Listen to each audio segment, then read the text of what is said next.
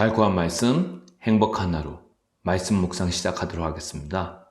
오늘 우리들이 함께 묵상할 말씀은 구약성경 잠언 13장 1절에서 13절 말씀입니다.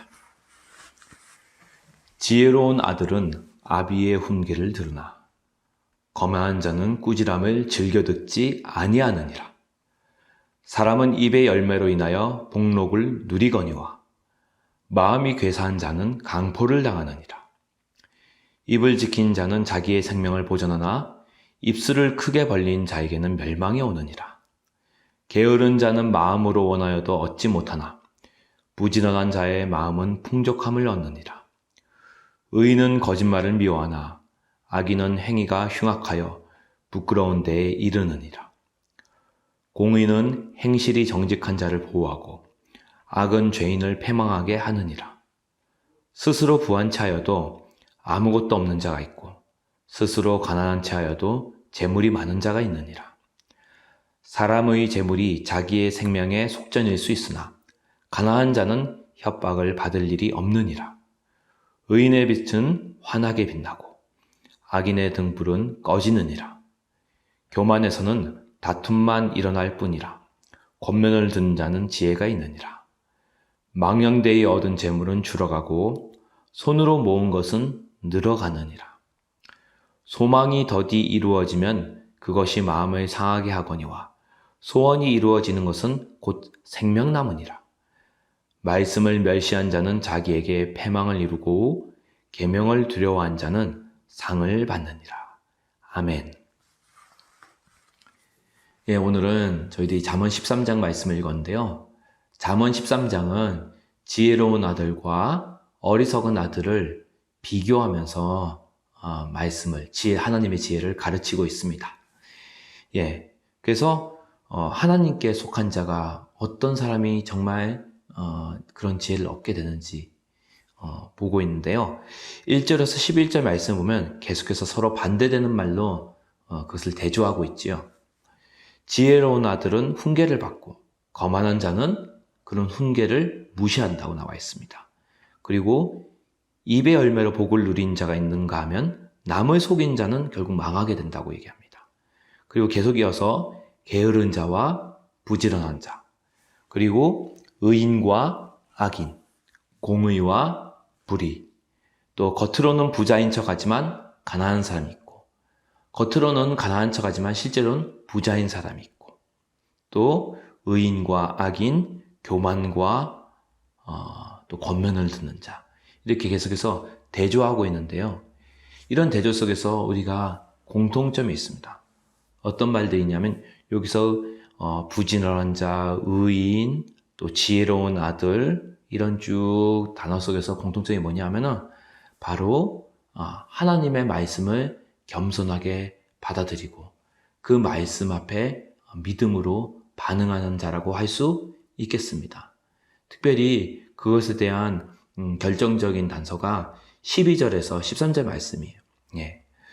12절 말씀 보면 소망이 더디 이루어지면 그것이 마음을 상하게 하거니와 소원이 이루어지는 것은 곧 생명나무니라, 이렇게 되어 있습니다. 소망에 대한 이야기로 이 지금 13장의 중간에 이야기를 하고 있는데요. 우리가 살아갈 소망이 없으면은 더 이상 살 이유가 없지요. 왜냐하면은 우리는 짐승이 아니기 때문입니다. 짐승은 지금 현재 당장 배가 부르고 잠잘 곳이 있으면은 그냥 다 좋은 거예요. 살아갈 이유가 충분하죠. 지금 당장. 그런데 사람은 그렇지 않습니다. 배가 부르도 등이 따뜻해도요. 소망이 없으면, 살아갈 이유가 없으면은 살아갈 힘을 얻지 못합니다. 왜 사람들이 방황할까요? 돈이 많아도 모든 것을 다 가지고 있어도 꿈이 없으면요, 사람은 방황합니다. 왜 이 세대의 청소년들이 방황할까요? 꿈이 없기 때문입니다. 반면에 꿈이 있는 사람은 방황하지 않습니다.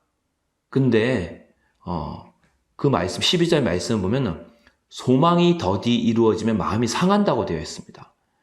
소망이 이루어지지 않고 꿈이 이루어지지 않으면 마음이 상하는 거예요. 예. 우리는 하나님의 형상대로 지음받은 사람들입니다. 그렇기 때문에 우리는 정말로 하나님처럼 정말 바라는 것이 있고 소원하는 것이 있어요. 예. 하나님도 우리 안에 바라는 것이 있고 소원하는 것이 있다는 거죠. 목적이 있다는 거죠. 예. 소망이 이루어지지 않으면 마음이 상하지만 우리에게는 감사하게도 흔들리지 않는 소망이 있습니다. 예. 더디 이루어지더라도 확실한 소망이죠. 그리고 그 소망의 확실한 근거는 바로 하나님의 약속, 하나님의 말씀입니다. 예. 13절, 그래서 이어지는 말씀이 말씀을 멸시한 자는 자기에게 패망을 이루고 계명을 두려워한 자는 상을 받느니라 라고 되어 있어요. 즉 말씀을 멸시하는 자는 패망한다. 하나님의 계명을 두려워한 자는 상이 있다. 예. 즉 우리의 소망은 하나님의 말씀, 하나님의 약속이라는 거죠. 그래서 1절에서 11절 사이에 대조되는, 비교되어지는 사람들도 결국은 어떤 공동점이 있다. 하나님의 말씀을 바라는 사람. 그래서 그 말씀을 위해서 계속 부지런히 성실히 살아가는 사람. 하나님의 말씀을 붙잡고 살아가는 사람이 의인이고 지혜 있는 사람이고 예, 정말로 부지런한 사람, 성실한 사람이라는 거죠. 왜? 그들의 입술에는 늘 하나님의 말씀이 있고 하나님의 약속이 있기 때문입니다. 사실 보이는 소망, 이 땅에서 보이는 거는 진짜 소망이라고 할 수가 없습니다. 왜냐하면 우리의 상식선에서 결과가 보이는 것, 우리가 열심히 노력하면 그냥 얻어낼 수 있는 건요, 그것을 진짜 소망이라고 할 수 있는 게 아니에요. 예. 보지 못하는 것. 성경에서 말하는 소망은 나의 차원이 아니라 하나님의 차원에 속한 것. 정말로 영원한 그날의 차원에 속한 것이 하나님만이 주실 수 있는 것이 진짜 소망이라는 거죠. 예. 그냥 내가 뚝딱해서 이루어질 수 있는 것. 예. 그런 거는 성경에서 말하는 온전한 소망이 아니라는 거예요. 예. 그러면은 진짜 소망. 예. 그런 소망은 하나님 수준의 기다림이 필요하다는 거죠. 나의 무능의 한계가 아니라 하나님의 전능을, 그 전능이 이루어지는 곳. 그러려면 그 엄청난 소망에 걸맞는 인내와 기다림이 우리에게 필요하다는 거죠. 예. 그래서 우리가 그에 걸맞는 기다림이 필요하다.